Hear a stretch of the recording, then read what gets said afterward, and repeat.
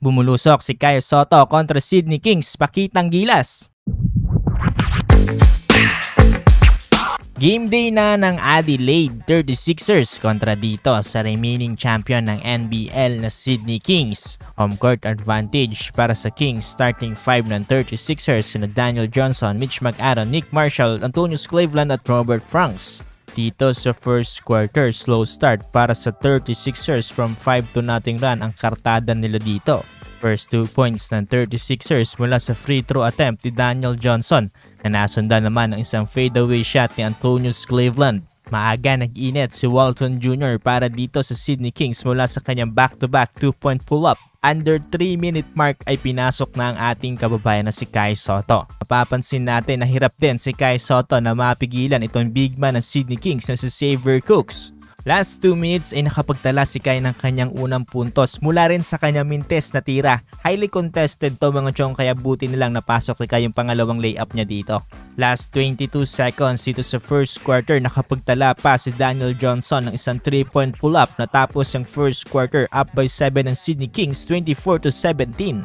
Dito sa opening ng second quarter, pinangunahan na ni Nick Marshall ng isang driving layup para dito sa 36ers. Naging maalat dito ang imports ng 36ers, lalo na sa kanilang 3-point shooting. Mas naging masakit to yung naipasok pa ni Vasiljevic yung kanyang 3-point pull-up para dito sa Sydney Kings. Pero kayod kalabaw pa rin talaga ang imports dito ng 36ers sa Franks at Cleveland. Lalo na yung naipasok pa ni Franks itong alley-oop mula kay Daniel Johnson.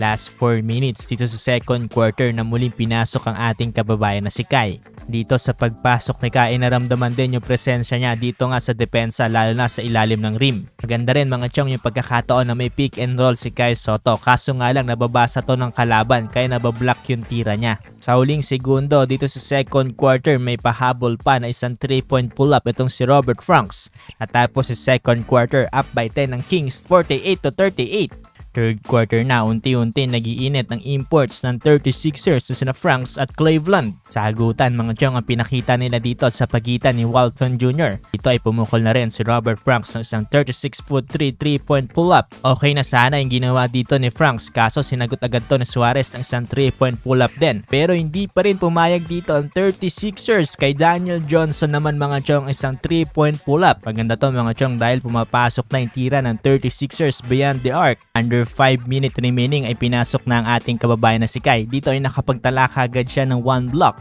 Under 4-minute mark ay ginawa na ni Kai ang kanyang signature move na hook shot. 4 ang sumabay dito mga chong, panis kay Kai Sotto. Under 3-minute mark, Kai Sotto makes 3-point pull-up na libre ang ating kababayan mga chong.